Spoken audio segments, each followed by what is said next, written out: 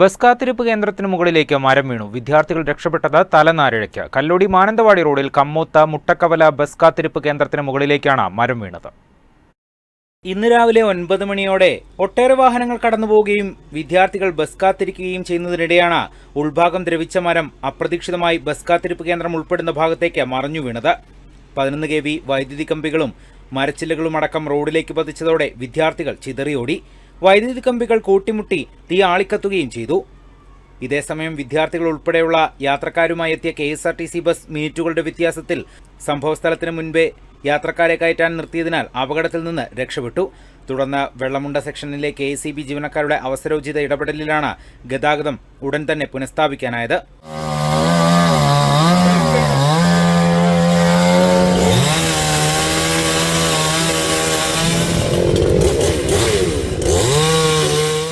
തന്നെ പെട്ടെന്ന് line of ചെയ്യുകയും അതിൻ്റെ ഭാഗമായിട്ട് ഞങ്ങളിവിടെ പെട്ടെന്ന് എത്തുകയും ചെയ്തു. പിന്നെ വഴി തടസ്സമായ മരങ്ങളെല്ലാം പരമാവധി മുറിച്ചു മാറ്റിയിട്ടുണ്ട്.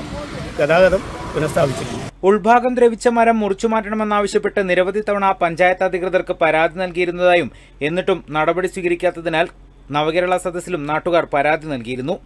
എന്നിട്ടും മരം മുറിച്ചു മാറ്റാൻ യാതൊരു നടപടിയും ഉണ്ടായില്ലെന്ന് നാട്ടുകാർ ആരോപിച്ചു. അപ്പോൾ ഇതിനു മുമ്പ് ഇവിടെയുള്ള ആൾക്കാർ പറഞ്ഞത് ഇത് 2-3 പ്രാവശ്യം ഇതിന് പേപ്പർ കൊടുത്തതാണ്, ഒരാക്ഷൻ ഇതിനു വേണ്ടി ഉണ്ടായിട്ടില്ല എന്നാണ് പറഞ്ഞത്. അപ്പോൾ അതിനെതിരെ നിയമപരമായിട്ട് എന്താണെന്നുള്ളത് എടുക്കേണ്ടത് അത്യാവശ്യമാണ്. നിരവധി വിദ്യാർത്ഥികൾ ബസ് ഇറങ്ങുകയും കയറുകയും ചെയ്യുന്ന കല്ലോടി ഹൈസ്കൂളിൻ്റെ ജംഗ്ഷനിലാണ്. ഭാഗ്യം കൊണ്ട് മാത്രമാണ് ഈ കുട്ടികൾ ഈ അപകടത്തിൽ നിന്ന്, ഈ വലിയൊരു അപകടത്തിൽ രക്ഷപ്പെട്ടത്. ജസിൻ ചെഞ്ചട്ടയിൽ, വയനാട് വിഷൻ, മാനന്തവാടി.